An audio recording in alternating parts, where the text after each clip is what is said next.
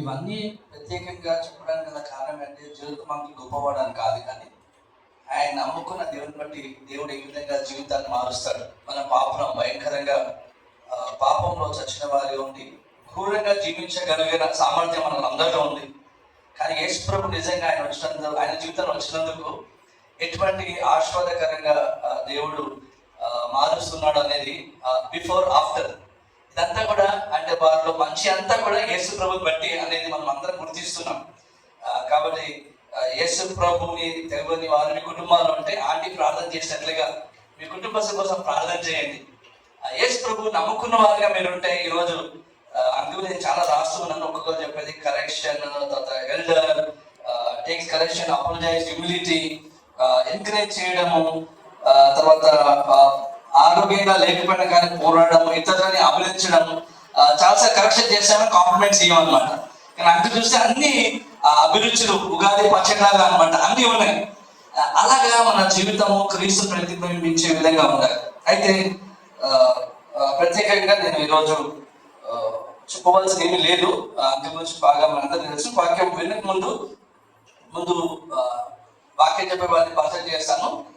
తర్వాత మన మధ్యలో సంజీవ్ గారు ప్రార్థన చేస్తారు. ప్రార్థన చేసిన తర్వాత వాక్యం కంటే ముందు సిస్టర్ వినియన్ వచ్చి పాట పాడుతుంది. పాట తర్వాత వెంటనే మీరు ఎవరు స్వరం వింటారంటే వాక్యం చెప్పే వారు స్వరం వింటారు. So be ready for the song. That's brother has requested. So పిక్కి బీ రెడీ ఆఫ్టర్ ప్రేయర్. మన మధ్యలో స్థానిక సంఘ కాపరి పాస్టర్ జాన్ గారు ఉంటారు. నేను కూడా బావాన్ని పిలుస్తాను అనమాట.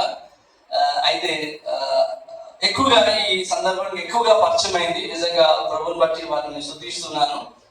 స్థానిక సంఘం ఏ విధంగా కుటుంబాన్ని ఆదరించింది, ఒక సొంత కుటుంబంగా, సంఘం ఆత్మీయ కుటుంబంగా మాత్రమే కాకుండా శారీరక కుటుంబంగా కూడా మీరు దుఃఖ సమయంలో ఉండడం, మిమ్మల్ని గమనిస్తూ మిమ్మల్ని అందరూ బట్టి నేను ఎంతో ప్రోత్సహించబడుతున్నా. I thank God for Grace Church బట్టి నేను ప్రతి ఒక్కరిని కూడా అభినందిస్తున్నాను. మీ అందరూ కూడా ఎంతో అండగా నిలబడి మాకు మనోధైర్యాన్ని ఇచ్చి భౌతికంగా కావాల్సినవన్నీ కూడా మేము ఏ విషయాల్లో చింతించకుండా కుటుంబంగా మీరు ఆతిథ్యాన్ని ఇచ్చి ఇక్కడ వస్తున్న వాళ్ళందరినీ మీకు పరిచయం లేకపోయినా ఆ యేసుక్రీస్తు ప్రభు వారిని మీరు చూపెట్టిన ఆ ప్రేమను బట్టి అటువంటి నాయకుడు, మిమ్మల్ని నడిపించిన నాయకుడు మేము వెనకాల గమనిస్తున్నప్పుడు దేవుడు ఏ విధంగా జాన్ గారిని వాడుకుంటున్నారో మేము ఆలోచిస్తున్నప్పుడు నిజంగా ప్రభుత్వం తీసుకుంటున్నాం. అయితే మన మధ్యలో పాస్టర్ సంజీవ్ గారు వచ్చి వాక్యం కొరకు ప్రార్థన చేస్తారు. ఆ తర్వాత సిస్టర్ వినియా గారు పాట పాడిన వెంటనే నెక్స్ట్ స్వరం మీరు మెసేజ్ వింటారనమాట. దయచేసి మనము జాగ్రత్తగా ఉన్నాం.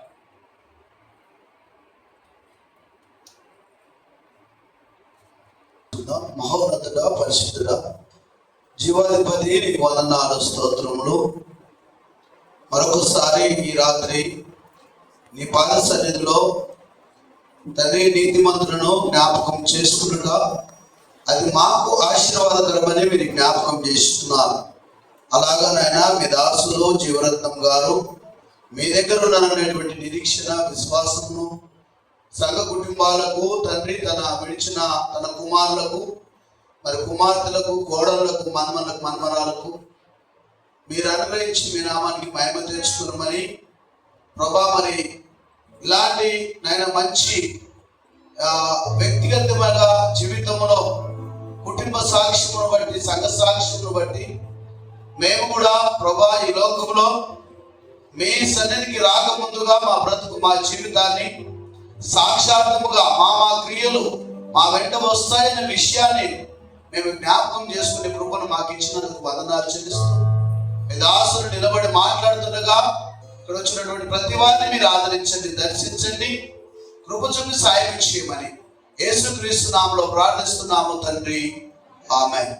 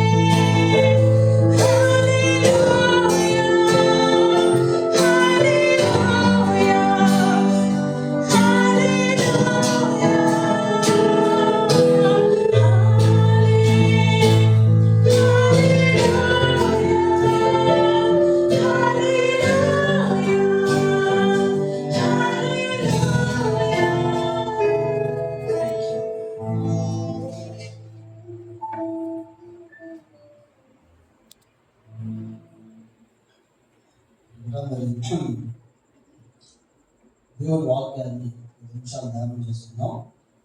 వాక్య ధ్యానంలోకి వెళ్ళక ముందు అందరూ లేచి నిలబడి చిన్న ప్రార్థన చేద్దాం.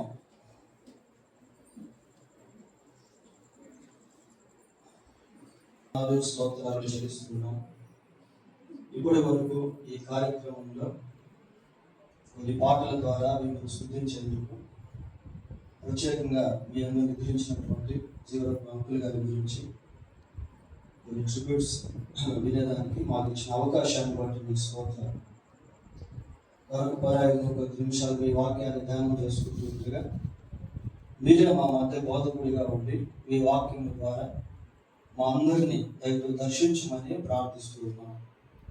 ఈ స్థలంలో చేరి ఉన్నటువంటి మేము ఎవరెవరు ఏ అవసరతలో ఉన్నారో దాన్ని ఎరిగినటువంటి దేవుడు కనుక మీ వాక్యం ద్వారా మా అవసరత తీర్చి మమ్మల్ని బలపరిచి మీరు మహిమ పొందమని అల్పుడనైనా నన్ను కూడా మీ కృపలో జ్ఞాపకం చేసుకొని పరిశుద్ధపరిచి బలపరిచి వాడుకొని ఘనతనందమని మా రక్షకుడైన యేసుక్రీస్తు దివ్యమైన నామంలో ప్రార్థన చేస్తున్నాము తండ్రి. ఆమేన్. ఆ విషయాన్ని మనం విన్నాం. నా పట్ల వారు ఎప్పుడు ఆశించేది ఏంటి అంటే నేను ఎక్కడికి వెళ్ళినా నేను వాక్యం చెప్పాలి అని అంకుల్ గారు కానీ మరి ఆంటీ గారు కూడా ఎక్కువ కోరుకుంటూ ఉంటారు. అందుకే రాత్రి చెప్పాలనిపించింది. ఇక్కడ సంఘంలో కూడా నేను వాక్యం చెప్పిన తర్వాత కానుకల గురించి ప్రార్థన చేయమంటే నేను చెప్పిన వాక్యం అంతా కూడా మళ్ళీ ఒకసారి రిపీట్ చేసి ఆ తర్వాత కానుకల గురించి అందులో ప్రార్థన చేసేవారు. సరే, వారి మన మధ్య లేకపోయినప్పటికీ వారు మిగిల్చి వెళ్ళినటువంటి గుర్తుల గురించి మనం ఈ ట్రిబ్యూట్స్లో నివాళుల్లో జ్ఞాపకం చేసుకుందాం. కొద్ది నిమిషాలు దేవుని వాక్యాన్ని మనం ధ్యానం చేస్తున్నాం. సమూయేలు 2వ గ్రంథం 12వ అధ్యాయము 23వ వచనాన్ని చదువుకుందాం. చాలు. చనిపోయాను కనుక నేను ఎందుకు ఉపవాసము ఉండగలను. డేవిడ్ స్పీక్స్ అబౌట్ దావీదు ఇక్కడ మరణము గురించి మాట్లాడుతా ఉన్నాడు. మరణం మానవ జీవితంలో చాలా భయంకరమైనటువంటి,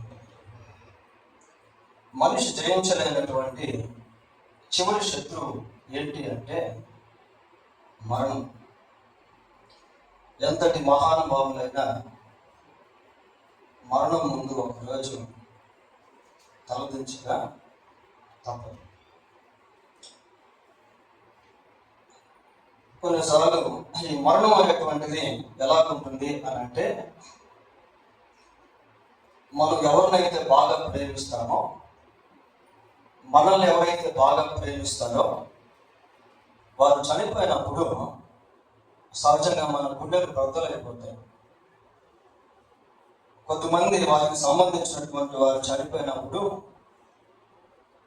ఎంతో మంది ఆ వార్త భరించలేక హార్ట్ అటాక్ వచ్చి చనిపోయినటువంటి వాళ్ళు చరిత్రలో ఎంతో మంది ఉన్నారు.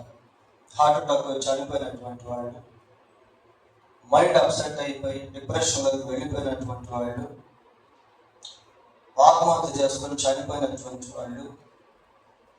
దేవునికి ఎంతో ప్రార్థన చేశాం కానీ దేవుడి వ్యక్తిని బ్రతికించలేదు కాబట్టి అని దేవుడిని విడిచిపెట్టినటువంటి వాళ్ళు లోకంలో అక్కడక్కడ మనకు కనిపిస్తారు.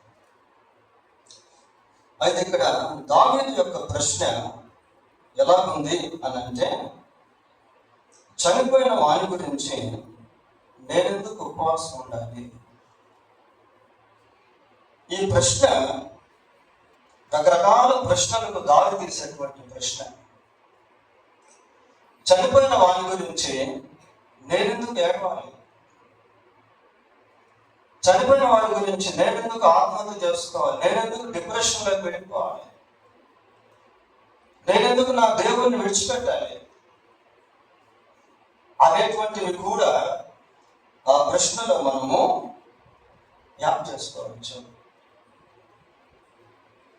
మరి దావీదు అనాలోచనతో ఈ మాటలు మాట్లాడుతున్నాడా అంటే, దావీదు మాట్లాడేటువంటి మాటలు అర్థవంతమైనవి,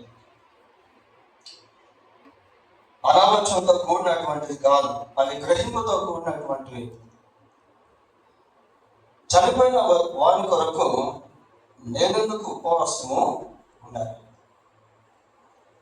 దావీదు హృదయంలో నుంచి మరొక బుల్లెట్ వంటి ప్రశ్న దూసుకుంటూ బయటకు వచ్చింది. అది రెండవ ప్రశ్న.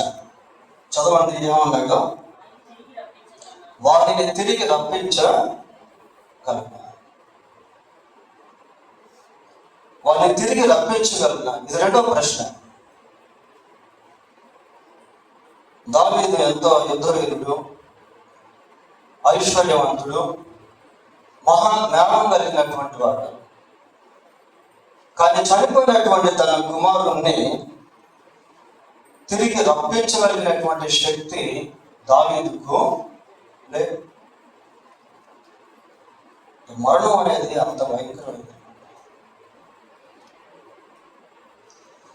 కొంచెం కాంటెక్స్ట్లోకి, అంటే ఈ వాక్య భాగంలోనికి మనం వెళ్ళి కొన్ని విషయాలు పరిశీలన చేసినట్లయితే ఈ వాక్య భాగానికి పైన క్రింద కూడా కొన్ని మాటలు అనేటువంటివి మనకు కనిపిస్తాయి. ఈ ప్యాసేజ్ మనకు అర్థం కావాలి అని అంటే దీన్ని 16వ వచనం నుంచి గమనించండి.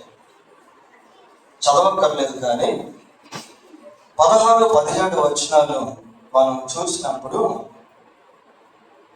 దావీదుకు పుట్టినటువంటి కుమారుడు జబ్బు చేత మొత్తపడ్డాడు. అటువంటి సమయంలో దావీదు ఏం చేశాడు అని అంటే, తాను ప్రత్యేకపరుచుకున్నాడు. సింహాసనాన్ని పక్కన పెట్టాడు, పరిపాలన ప్రజలను పక్కన పెట్టాడు. దావీదు ఒక ప్రత్యేకమైనటువంటి గదిలోనికి వెళ్ళిపోయి అక్కడ ప్రార్థన చేయడం ప్రారంభించాడు. బిడ్డ చావు బ్రతుకుల మధ్య కొట్టుమిట్టాడుతూ ఉంటే దావీదు దేవుని సన్నిధికి వెళ్ళి ఉపవాసం ఉండి కన్నీళ్లు కారుస్తూ నేల మీద పడి రాత్రి పగళ్ళు ప్రార్థన చేస్తా ఉన్నాడు. ఎందుకు దావీదు ఆ రీతిగా ప్రార్థన చేస్తూ వచ్చాడు అంటే, ఆ 22వ వచనాన్ని ఒక్కసారి మనం చదువుదాం. అతడు చూడండి, ఇది పర్పస్ అన్నమాట. బిడ్డ ప్రాణంతో ఉన్నప్పుడు దేవుడు నా యందు కనికరించి వానిని బ్రతికించునేమో అనుకొని నేను ఉపవాసం ఉండి చాలు ఏడ్చుచుంటుంది. ఎందుకు దావీదు ఉపవాసం ఉన్నాడు, ఏడుస్తూ ఉన్నాడు, తాను ప్రత్యేకపరుచుకున్నాడు, నేల మీద పడి విలపిస్తున్నాడు అంటే, ఒకవేళ దేవుడు ఏమైనా కనికర పడుతాడేమో అన్న ఉద్దేశంతో దావీదు ఆ రీతిగా చేస్తాడు. ఒకరోజు రెండో రోజు కూడా అలాగే దావీదు ప్రార్థన చేస్తా అన్నాడు. సేవకులు వచ్చి భోజనం చేయమని చెప్పి అడుగుతూ ఉంటే దావీదు దానికి అంగీకరించట్లేదు. అలాగే ఉపవాసం ఉన్నాడు, కన్నీరు గారుస్తున్నాడు, ప్రార్థన చేస్తున్నాడు. రెండో రోజు అయిపోయింది, మూడో రోజు అయిపోయింది, 4వ రోజు అయిపోయింది. ఇంకా బిడ్డ వైపు చూస్తా ఉన్నాడు, ప్రార్థన చేస్తున్నాడు, ఫాస్టింగ్ ఉన్నాడు. 5వ రోజు అయిపోయింది, 6 రోజులు అయిపోయినాయి. 7వ రోజు బిడ్డ చనిపోయాడు.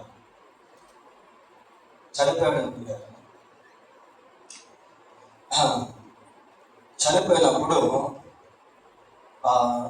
ఆ విషయం ఫస్ట్ సేవకులకు తెలిసింది, అక్కడ ఉన్నటువంటి వాళ్ళకి. మరణ వార్త గురించి చెప్పేదానికైనా వినేదానికైనా ఎవరు ఇష్టపడరు. వాళ్ళు ఏమనుకున్నారు అంటే, 18, 19 వచనాలు మనం గమనిస్తే చదవక్కర్లేదు, కానీ బిడ్డ బ్రతుకున్నప్పుడు ఉపవాసం ఉన్నాడు, కన్నీరు కార్చాడు, చాలా దుఃఖపడ్డాడు. ఇప్పుడు బిడ్డ చనిపోయాడని తెలిస్తే తను తాను హాని చేసుకుంటాడేమో అన్న ఉద్దేశంతో సేవకులు చెప్పకుండా తడబడుతూ ఉన్నారు. అలా తడబడుతూ ఉన్నటువంటి సమయంలో దావీదుకు విషయం అర్థమైంది. దావీదుకు విషయం అర్థమైంది ఏంటి అంటే, బిడ్డ చనిపోయాడు. బిడ్డ చనిపోయాడు అని తెలిసిన తర్వాత ఆ డెడ్ బాడీ అక్కడే ఉంది. దావీదు పైకి లేస్తాడు. చూడండి, ఈ 20వ వచనాన్ని మనం గమనించినట్లయితే ఇక్కడ దావీదు యొక్క వైఖరి చాలా వ్యత్యాసంగా కనిపిస్తుంది. ఒక్కసారి 20వ వచనం చదువుదాం. అప్పుడు దావీదు నేల నుండి లేచి స్నానము చేసి తైలము పూసుకొని వేరు వస్త్రములు ధరించి యెహోవా మందిరములో ప్రవేశించి బ్రొక్కి తన ఇంటికి తిరిగి వచ్చి భోజనము తెమ్మనగా వారు వడ్డించారు. చూడండి అక్కడ ఎలా ఉందో ఇది ట్రూ ఇన్సిడెంట్. ఇక్కడ దావీదు యొక్క వైఖరి చాలా వ్యత్యాసంగా కనబడతా ఉంది. బిడ్డ చనిపోయిన తర్వాత దావీదు ఏం చేశాడు అంటే, ఇంకా ఉపవాసం ఉండట్లేదు, ఇంకా కన్నీరు కాల్చట్లేదు, ఆ పడినటువంటి నేల మీద అలాగే ఉండిపోవట్లేదు. ఆ నేల మీద నుండి లేచాడు, చక్కగా స్నానం చేశాడు, సెట్ పూసుకున్నాడు, దేవుని మందిరానికి వెళ్ళాడు, దేవుణ్ణి ఆరాధించాడు. కొన్నిసార్లు కొద్దిమంది జీవితాల్లో ఎంత ప్రార్థన చేసినా దేవుడు కార్యం చేయలేదు అని దేవుని మీద సడిగేవారు ఉన్నారు. దేవుని సన్నిధికి రాకుండా మానేసేవారుగా ఉన్నారు. దేవుణ్ణి విడిచిపెట్టినటువంటి వారుగా కూడా ఉన్నారు. కానీ దావీదు అలా చేయట్లేదు. దేవుని సన్నిధికి వెళ్ళి ప్రార్థన చేసి దేవుణ్ణి ఆరాధించి, చూడండి అక్కడ మనం ప్రత్యేకంగా ఆరాధన గురించి మనం వింటాం. దేవుణ్ణి స్తుతించి ఆరాధించి చక్కగా భోజనం చేసేద్దాం. ఇదంతా కూడా సేవకులు గమనిస్తా ఉన్నారు. వాళ్ళకి ఏం అర్థం కావట్లేదు. ఇదేంటి చాలా విచిత్రంగా ఉంది. చనిపోయినటువంటి డెడ్ బాడీ అక్కడ ఉంటే, కుమారుడు చనిపోయిన సమయంలో బాధపడాల్సినటువంటి వ్యక్తి, దుఃఖపడాల్సినటువంటి వ్యక్తి ఇలాగ ప్రవర్తిస్తున్నాడు ఏంటి అని వాళ్ళకి అర్థం కాలేదు. వాళ్ళొక ప్రశ్న అడిగారు. చూడండి 21వ వచనం చదువుతాం. అతని సేవకులు బిడ్డ జీవంతో ఉండగా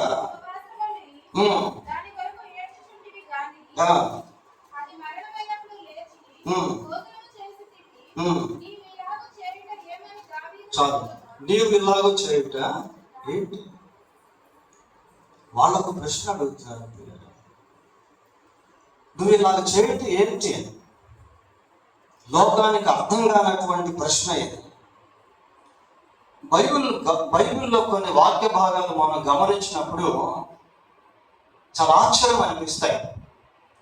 యేసుక్రీస్తు ప్రభు తలకి ముళ్ళ కిరీటం పెట్టబడింది, శరీరం అంతా కూడా రక్తసిక్తం అయిపోయింది. యెరూషలేము వీధిలో యేసుక్రీస్తు ప్రభు సిలువను మోసుకుంటూ పలుమార్లు కింద పడిపోతూ లేస్తూ నడుస్తూ వెళ్తూ ఉంటే అక్కడ ఉన్నటువంటి స్త్రీలు ఏడుస్తూ ఉన్నారు. ప్రభు వాళ్ళని చూసి అంటాడు, యెరూషలేము కుమార్తెలారా, నా కోసం ఏడవబాకండి, మీకోసం, మీ పిల్లల కోసం ఏడవండి. చూడండి పిల్లలు, అదెంతో ఆశ్చర్యం అనిపిస్తుంది. ఒకరి జన్మదినము కంటే మరణ దినం మేలు అన్నది బైబిల్లో. అది లోకానికి అర్థం కాదు. మరణదినం మేలంటే అవుతుంది. యేసు ప్రభు యొక్క మరణ వార్త లోకానికి శుభవార్త. అదేంటంటే మరణ వార్త శుభవార్త ఎలాగా అవుతుంది? అసలు మరణం గురించి మాట్లాడేదానికి వినేదానికి ఇష్టపడం కదా. పౌలు అంటాడు, నా మటుకైతే బ్రతుకునే క్రీస్తే, చావు అయితే చావు లాభం ఎలా అవుతుంది? లోకానికి అర్థం కాదు ప్రియ, లోకానికి అర్థం కాదు. సేవకులు అడుగుతున్నాడు, ఇదేంటి అని అడిగితే అప్పుడు 23వ వచనంలో దావీదు మాటలు చెప్తాను.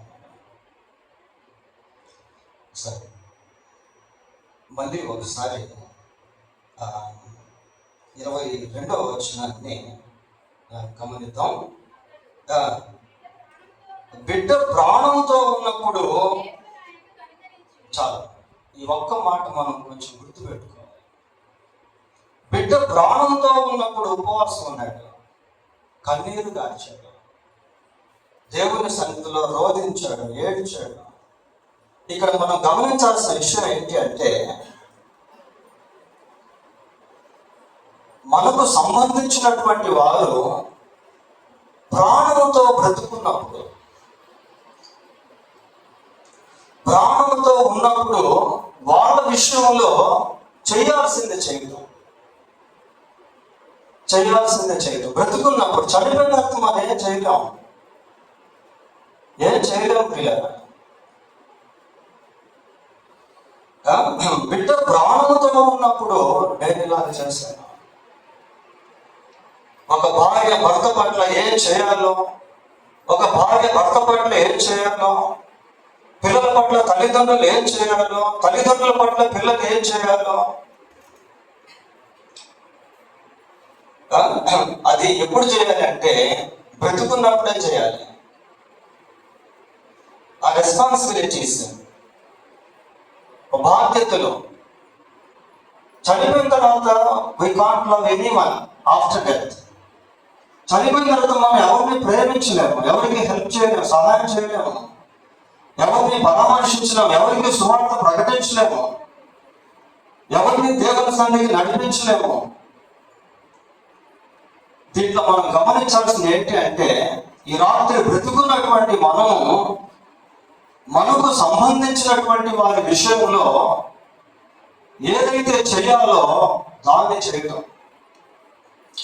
దావీదు గురించి ఒక మంచి మాట ఉంటుంది బైబిల్ అపోస్తలుల కార్యాలు. ఏమంటుందంటే, దావీదు తన తరము వారికి సేవ చేసి అంటుంది. తాను ఏదైతే చేయాలో బ్రతుకున్నప్పుడే తాను చేశాడు. తాను ఏదైతే చేయాలో కుమారుడు బ్రతుకున్నప్పుడు దాన్ని చేశాడు.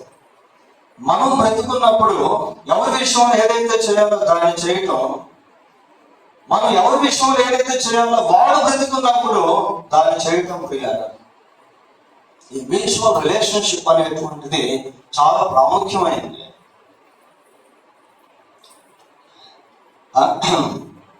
అంటున్నాడు, ఏమంటాడంటే బిడ్డ ప్రాణంతో ఉన్నప్పుడు అంటున్నాడు. వాళ్ళు బ్రతుకున్నటువంటి సమయంలోనే మనం ఏదైతే చేయాలో దాన్ని చేయాలి అనేది ఈ రాత్రి జ్ఞాపకం చేసుకుందాం. సరే, 23వ వచనంలో దావీదు అంటున్నాడు, చూడు ఇక్కడ త్యాగం వేదాంతం, నేను వారి వద్దకు పోవద్దును కానీ వారు నా వద్దకు. David speaks about after death.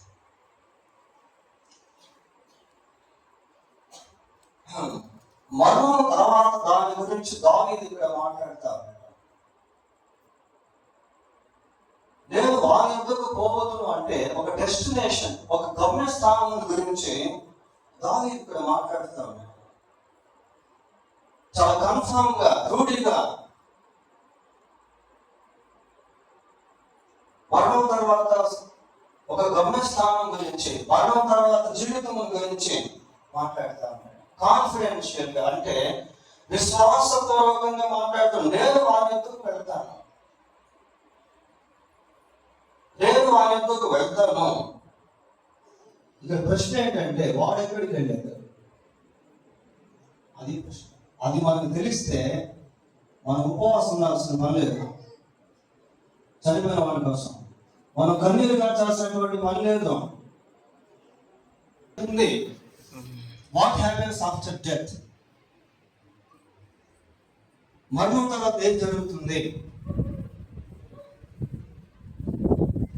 నేను వాని ఎందుకు పోగొట్టును, కానీ వాడు నా ఎందుకు. మరి వాని ఎందుకు పోగొట్టును అంటే ఆ బిడ్డ ఎక్కడికి వెళ్ళాడు, అది ప్రశ్న. అది ప్రశ్న ప్రియ. ఆ బిడ్డ ఎక్కడికి వెళ్ళాడు. బైబిల్లో మనం కొంచెం బిడ్డల గురించి గమనించినట్లయితే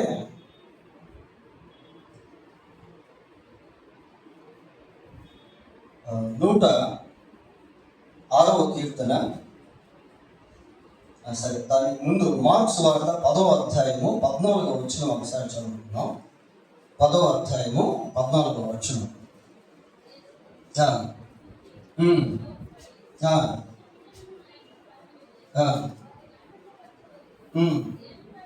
దేవుని రాజ్యం ఇలాంటి. ఇక్కడ చిన్న బిడ్డల గురించి మాట్లాడుతున్నాడు. కొంచెం కాంటెక్స్ట్ డిఫరెంట్గా ఉన్నప్పటికీ ఇక్కడ మనం గమనించాల్సినటువంటి సత్యం ఏంటి అంటే దేవుని రాజ్యం ఇలాంటి వారికి. దేవుని దృష్టిలో చిన్న బిడ్డలు ఎలాంటి వాళ్ళు. ఇప్పుడు 106వ కీర్తన కొద్దాం. 106వ కీర్తన 38వ వచనం. 106వ కీర్తన,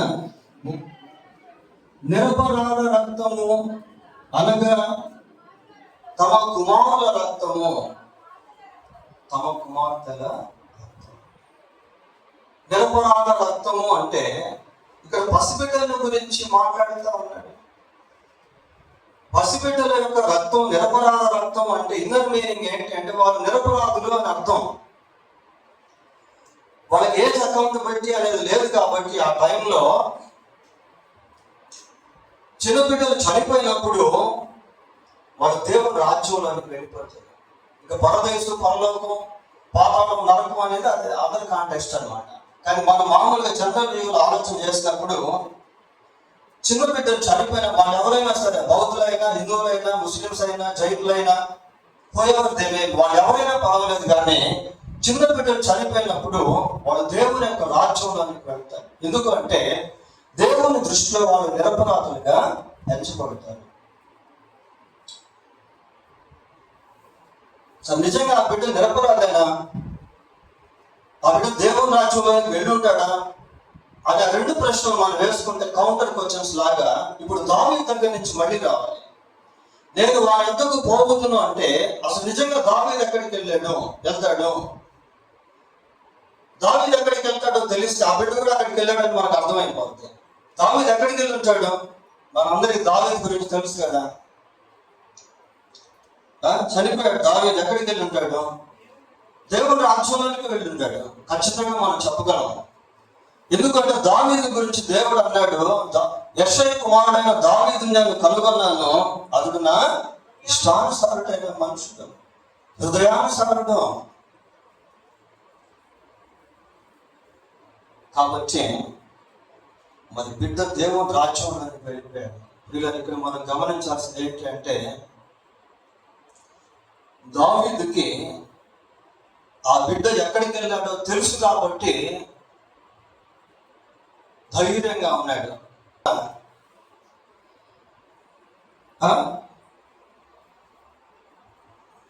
మళ్ళీ ఏమంటున్నాడు ఇక్కడ, నేను వాని వద్దకు పోవద్దున్నట్టు అర్థం ఏంటి, నేను మళ్ళీ వాడిని కలుసుకుంటాను. దశలోనికి రాసిన మొదటి పత్రిక 4వ అధ్యాయము, దశలోనికి రాసిన మొదటి పత్రిక 4వ అధ్యాయము 16వ వచనం.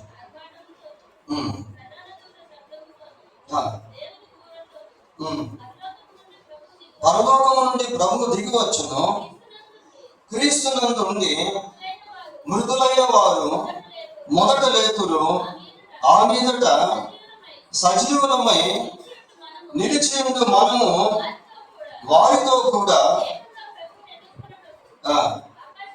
చాలు. క్రీస్తునందు మృతులైన వారు మొదట లేఖను వారితో కూడా అని చదువుతాం. ఇక్కడ ఒక నిరీక్షణ మనకి ఏంటి అంటే, ఎవరైతే యేసుక్రీస్తునందు ఉండి చనిపోయారో వాళ్ళు మళ్ళీ తిరిగి లేస్తారో, బ్రతుకున్నటువంటి వాళ్ళు అంటే ప్రభు వచ్చినటువంటి, ఇప్పుడు సపోజ్ ప్రభు ఇక్కడికి వచ్చాడు అనుకోండి, ఆ ప్రభు ఈ సమయంలో వచ్చాడు అనుకోండి, మనలో ఎవరైతే ప్రభువుని నమ్ముకొని ఉంటారో వాళ్ళంతా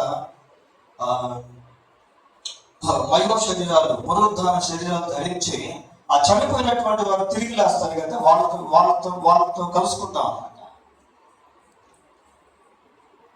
క్రీస్తునందు మృతులైన వారు మొదట లేదు. ఇక్కడ క్రీస్తునందు ఉండుట అనేది కూడా చాలా ఇంపార్టెంట్. అంటే చనిపోయేటువంటి సమయంలో క్రీస్తునందు ఉండి చనిపోవాలి. ఏంటి దాని మీనింగ్ అంటే 13-14 వచనాలు ఒకసారి చదవండి. దానికి బేస్ అన్నమాట ఈ 2 వచనాలు.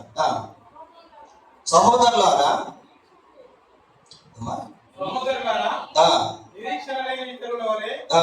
మీరు దుఃఖపడకుండా నిమిత్తము నిద్రించుచున్న వారిని గురించి మీకు తెలియకుండా మాకు ఇష్టం లేదు.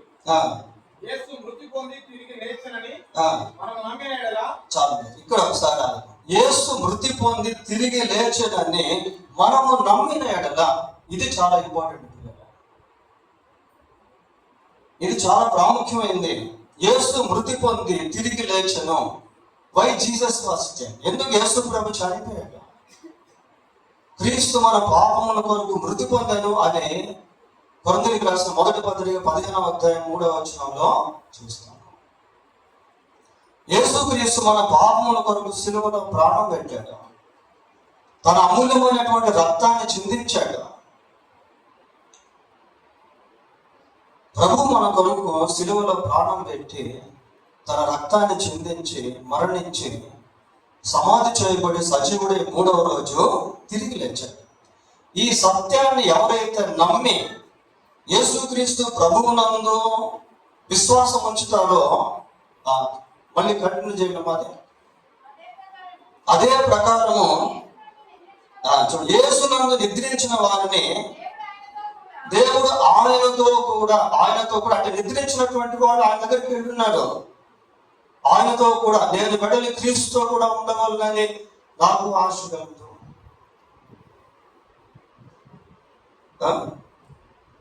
కాబట్టి బ్రతుకున్నటువంటి సమయంలోనే మనం యేసుక్రీస్తు ప్రభువునందు విశ్వాసం ఉంచాలి.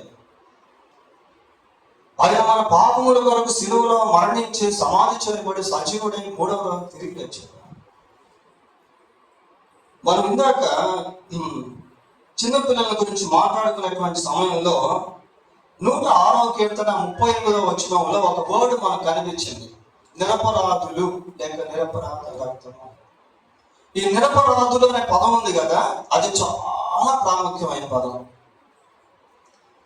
అది మళ్ళీ మనకు బైబిల్ ఎక్కడ కనిపిస్తుంది అంటే, చూడండి ఒక్కసారి మనం చూద్దాం. కొలస్సీ పత్రిక మొదటి అధ్యాయము 22వ వచనం చదువుకుందాం. తన సన్నిధిని పరిశుద్ధులుగాను నిర్దోషులుగాను, చూడండి నిరపరాధులుగాను నిలవబెట్టుటకు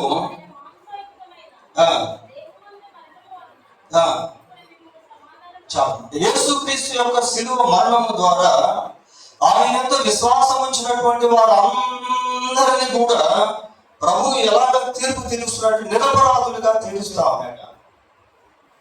దావీదు పాపం చేసినటువంటి వ్యక్తే, కానీ తన పాపములకు పశ్చాత్తాపడ్డాడు, దేవునితో సమాధానం పడ్డాడు, దేవుని యందు విశ్వాసం ఉంచాడు, మరణించాడు. ఎఫెసీ పత్రిక మొదటి అధ్యాయము 7వ వచనం. ఎఫెసీ పత్రిక మొదటి అధ్యాయము 7వ వచనం.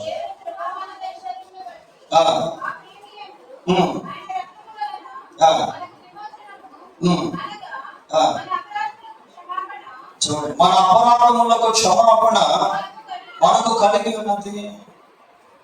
యేసు ప్రభు యొక్క రక్తము ద్వారా మన అపరాధములకు క్షమాపణ కలిగింది. యేసు రక్తం ప్రతి పాపము నుండి మనల్ని పవిత్రులుగా చేయడం. క్రీస్తు రక్తము ద్వారా మనం నీతిమంతులుగా తీర్చికొడతాము. నీతిమంతులు తమ తండ్రి రాజ్యములో సూర్యుని వలె తేజరిల్లుతును. కాబట్టి మరో తర్వాత మరొక జీవితం ఉంది. మరణించక ముందే క్రీస్తు నందు విశ్వాసం నుంచి పాప క్షమాపణ పొంది మరణిస్తే వారు దేవుని యొక్క రాజ్యములోకి ప్రవేశిస్తారు. ఈ సత్యం దావీదుకి తెలుసుకుంది. అందుకే దావీదు చాలా నిబ్బరంగా ఉన్నాడు చనిపోయినటువంటి కుమారుని విషయంలో. ఇది ఎలా ఉంటుంది అంటే, ఫర్ ఎగ్జాంపుల్ బైబిల్లో యోసేపుని గురించి మనం చూస్తాం. యోసేపు 17 సంవత్సరాల వయసులో ఇంటిని వదిలి వెళ్ళిపోయాడు. తండ్రి అనుకున్నాడు యోసేపు చనిపోయాడు. ఆ తర్వాత యాకోబు యోసేపుని 13 సంవత్సరాల తర్వాత కలుసుకున్నాడు. అంటే యోసేపు 30 సంవత్సరాల వయసులో యాకోబు మళ్ళీ యోసేపును కలుసుకున్నాడు. ఈరోజు ప్రభువునందు నిద్రించినటువంటి మనకు సంబంధించినటువంటి వారిని మనం కూడా కలుసుకుంటాం. ఈ లోకంలో మన జీవితం ఒక యాత్ర లాంటిది. ఈ అల్లాస్పూర్ నుంచి సికింద్రాబాద్కి బస్సులో ప్రయాణం చేస్తున్నాం అనుకోండి. హైదరాబాద్కి వచ్చేసరికి కొద్దిమంది దిగేస్తారు, అక్కడ మళ్ళీ కొద్దిమంది ఎక్కుతారు. కొంచెం ఎల్బీ నగర్ దగ్గరికి వెళ్ళేసరికి అక్కడ కూడా కొద్దిమంది దిగేస్తారు. మళ్ళీ బస్సు ప్రయాణం చేస్తూ ఉప్పల్కి వెళ్ళినప్పుడు అక్కడ కూడా కొద్దిమంది దిగేస్తారు. సికింద్రాబాద్కి వెళ్ళిన తర్వాత డ్రైవర్ కండక్టర్ కూడా దిగేస్తారు. అందరూ ఒకరోజు మా యాత్ర జీవితాన్ని ముగించేస్తారు.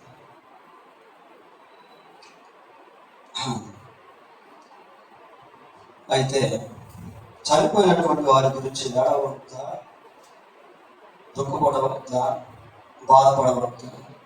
బాధపడాలి. ఎందుకంటే మనం శరీరంలో ఉన్నాం కాబట్టి ఆ ఎడబాటు, వాళ్ళు విడిచి వెళ్ళిపోయినటువంటి జ్ఞాపకాలు వాళ్ళని మళ్ళీ జ్ఞాపకం చేస్తూ ఉంటాయి. కాబట్టి దుఃఖం, బాధ, వేదన అనేది సహజంగా కలుగుతూ ఉంటుంది. యాకోబు చనిపోయినప్పుడు యోసేపు చాలా దుఃఖపడ్డాడు. దాదాపు 7 రోజులు ఐగుప్తీయులంతా కూడా కలవరపడ్డారు. మోషే చనిపోయినప్పుడు ఇశ్రాయేలు ప్రజలు దాదాపు 30 రోజులు దుఃఖపడ్డారు. లాజరు చనిపోయినప్పుడు మార్త దుఃఖపడింది, మరియ దుఃఖపడింది. యేసు కన్నీళ్లు విడిచెను అని బైబిల్లో మనం చూస్తాం. దీంట్లో మనం గమనించాల్సింది ఏంటి అంటే, ఆ దుఃఖం, ఆ బాధ, ఆ ఎడబాటు, ఆ వేదన, వాటి యొక్క తీవ్రత దేవుడికి బాగా తెలుసు. కాబట్టి దేవుడు ఏం చేస్తాడు అంటే, గాడ్ అరేంజెస్ ఆల్టర్నేట్ అరేంజ్మెంట్స్, ప్రత్యామ్నాయ ఏర్పాట్లను దేవుడు ఏర్పాటు చేస్తాడు.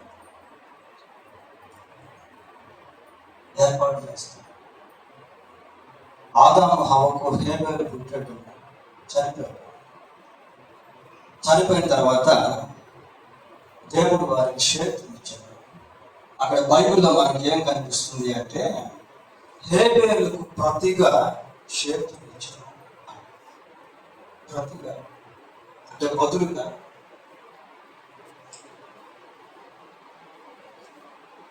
అబ్రహాము ఇస్సాకును తీసుకెళ్ళి ఆ మోరియా పర్వతం దగ్గర దహన బలిగా అర్పించే ప్రయత్నంలో ఇస్సాకుకు ప్రతిగా దేవుడు ఒక పొట్టేలును ఇక్కడ ఆదికాండం మనం చదవక్కర్లేదు, కానీ ఇంటికి వెళ్ళి నాకు చూడండి, 22వ అధ్యాయం 13వ వచనం చదివితే మారుగా ఒక పొట్టేలు దేవుడు ఇచ్చాడు. యేసు ప్రభు శిలువలో చనిపోతున్నాడు. తల్లి హృదయంలో ఖడ్గం దూసుకుని పోతా ఉంటుంది. అటువంటి సమయంలో యేసు ప్రభు ఆ తల్లికి ఆదరణగా యోహాను ఇచ్చాడు. ప్రభు మరణించి పునరుద్ధారణ పరలోకానికి వెళ్తున్నప్పుడు శిష్యుల హృదయాలు ప్రజలైపోతా ఉన్నాయి. ప్రజలైపోతున్నటువంటి సమయంలో ప్రభు వారితో మాట్లాడుతూ అంటాడు, అయ్యా దుఃఖపడద్దు, నీ హృదయంలో కలవడపడేయకుడు, నా ఎంతో విశ్వాసం వచ్చిందని చెప్తూ నేను వెళ్ళి నీకు ఆదరణకర్తను పంపుతాను. నేను వెళితే తప్ప ఆయన రాడు. కొన్ని జరిగితే తప్ప కొన్ని జరగవుతుంది. మనకు అర్థం కాదు. దేవుడు విడిచి వెళ్ళిన కుటుంబానికి అండగా ఉంటాడు. ప్రభు ఒక మాట అంటాడు, మత్తయి యోహాను సువార్త ఏమంటాడంటే, నేను మిమ్మల్ని అనాథులుగా విడువను. మరణం లేనటువంటి దేవుడు నిత్యం మనతో ఉండేటువంటి వాడు. ఇదిగో సదాకాలం నేను మీతో కూడా ఉన్నాను అంటాడు. ఇంకొక వచనం చూద్దాం బైబిల్లో 94వ కీర్తన, మనం ముగింపులోకి వచ్చాం. 94వ కీర్తన 19వ వచనం, నా అంతరంగమందు విచారములు హెచ్చగా. ఒక్క నిమిషం కదా, నా అంతరంగమందు, అంతరంగం ఎవరికి కనిపించదు. అంతరంగమందు విచారములు హెచ్చగా అంటే విస్తారమైనటువంటి విచారం, విస్తారమైనటువంటి దుఃఖము, బాధ హెచ్చగా నీ గొప్ప ఆదరణ నా ప్రాణములకు నెమ్మది కలుగచేయచ్చు. గొప్ప ఆదరణ, దేవుని ఆదరణ మన ప్రాణానికి ఏమిస్తుందట? నెమ్మదినిస్తుందట. 146వ కీర్తన 146వ కీర్తన 9వ వచనం కూడా చదువుదాం. 9వ వచనం, ఆయన ఎవరన్నట? తండ్రి లేని వారిని, విధవరాండ్రను ఆదరించారు. ట్రిబ్యూట్స్ అంటే నివాళులు, ఆదరణ కూడిక రాత్రి మనం కలిగి ఉన్నాం. దేవుడే ఆదరించేటువంటి వాడు. తండ్రి లేనటువంటి బిడ్డలను, భర్తను కోల్పోయినటువంటి వారు దేవుడు ఆదరించేటువంటి వాడు. చివరిగా ఇంకొక వచనం మనం చూస్తాం. 66వ అధ్యాయము యెషయా గ్రంథం 66వ అధ్యాయము 13వ వచనం, ఒకరి తల్లి వారిని ఆదరించినట్లు నేను మిమ్మును ఆదరిస్తాను. ఒక పోలిక మనం చూస్తాం. బిడ్డను ఏ విధంగా తల్లి ఆదరిస్తుందో అటువంటి ఆదరణ దేవుడు మనకి ఇస్తాడు. కోల్పోయినటువంటి వారికి ఇస్తాడు. యెరూషలేములోనే మీరు ఆదరి. యెరూషలేము అంటే దేవుని ప్రజలుండే ప్రాంతం, పట్టణం. దేవుని ప్రజల ద్వారా ఆదరణ, ఒకరినొకరు ఆదరించు. సంఘంలో దేవుని యొక్క ఆదరణ ఉంది. దేవుని సన్నిధిలో దేవుని యొక్క ఆదరణ అనేది ఉంది. క్రీస్తుని నమ్మినటువంటి నిరీక్షణలో దేవుని యొక్క ఆదరణ అనేటువంటిది ఉంది. దేవుని యొక్క సన్నిహిత సంబంధంలో, సహవాసంలో దేవుని యొక్క ఆదరణ అనేటువంటిది ఉంది. అటు ఆదరణ ఈ రాత్రి ఏదో ఒక విషయంలో మనం అందరం కూడా దుఃఖపడతా ఉండవచ్చు. ఒకవేళ చేరవ తమ్ముడు గారి విషయంలో కొద్దిమంది, లేక ఇంకా కొద్దిమంది ఏదో విషయంలో. అయితే దేవుడు ప్రతి విషయంలో కూడా ఆదరించేటువంటి వాడుగా, బలపరిచేటువంటి వాడుగా, గుండె చెందినటువంటి వారిని బాగు చేసేటువంటి వాడుగా, ఆల్టర్నేట్ అరేంజ్మెంట్స్, ప్రత్యామ్నాయ ఏర్పాట్లను దేవుడు చేసేటువంటి వాడుగా ఉన్నాడు అనే సత్యాన్ని మనం అందరం కూడా గుర్తుపెట్టుకోవాలి. దేవుడు జీవించుకుంటాం. చాలా చక్కగా దేవుని వాక్యాన్ని వినిపించిన ప్రాముఖ్యంగా మరణం గురించిన సత్యాన్ని దేవుని ఈ విధంగా ఆదరిస్తారు. తర్వాత నాకు చాలా గుర్తుండిపోయేలా ఒక మాట ఉంది. అదేంటంటే, నేను చనిపోయిన తర్వాత ఎవరికి ఏం చేయలేను, మీరు చనిపోతే మీకు నేను ఏం చేయలేను. నేను బ్రతికినప్పుడే మనం చేయవలసింది చేయాలనేది సత్యాన్ని నాకు చాలా హత్తుకుంది. దేవుడు ఈ మాటలను మాట్లాడినందుకు రాష్ట్రానికి ప్రత్యేకమైన మన్నాలు చేస్తాను. ఇప్పుడు ఆఖరి ప్రార్థన కంటే ముందు సోదరుడు రాజా ఇంటికి పెద్ద కుమారుడు వచ్చి ఓట్ ఆఫ్ థ్యాంక్స్ చెప్తారు. తర్వాత ప్రార్థన ఆశీర్వాదంతో మనం ముగించుకుందాం. పాస్టర్ సంపత్ గారు బ్లెస్సింగ్ ప్రేయర్ రికమెండేషన్ చేస్తారు.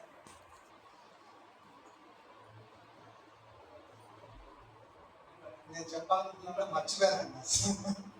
ఇంకోటి ఏంటంటే, నాకంటే ముందు ముఖ్యంగా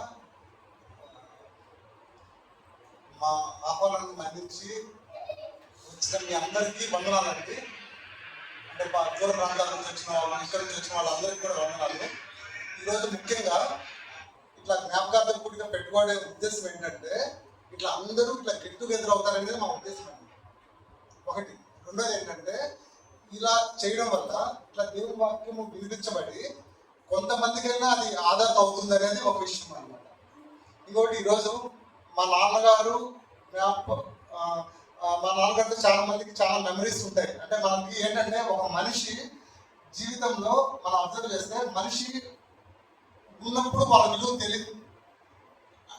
ఇంకోటి ఏంటంటే, కొన్ని మరుగులు పడిపోతాయి అనమాట. ఇంకోటి ఏంటంటే, లైఫ్లో ప్రతి ఒక్క మనిషి నుంచి కూడా కొన్ని మనకు నచ్చేవి ఉంటాయి, నచ్చనివి ఉంటాయి అనమాట. అయితే ముఖ్యంగా మా నాన్నగారి విషయంలో మేము ఎంతో రుణపడి ఉన్నాం దేవుడికి. ఎందుకంటే ఈ లోకానికి మేము రావడానికి కారణం ఆయనే. అంటే లైక్ నేను, తమ్ముడు, చెల్లి అందరూ కూడా. తర్వాత మంచి కుటుంబాలు ఇచ్చారు, మంచి సహవాసాలు ఇచ్చారు అందరికి. తర్వాత ఇంకోటి ఏంటంటే, ప్రతి ఒక్క లైఫ్లో ప్రతి ఒక్కరికి ఏంటంటే కొంతమంది రోల్ మోడల్ లాగా ఉండాలనుకుంటారు మామూలుగా. ఇక్కడ ఏంటంటే, ఒకప్పుడు అంటే లైక్ చిన్న వయసులో మా నాన్నగారు నాకు హీరోగా కనపడేవారు. అంటే మీరు ఎవరైనా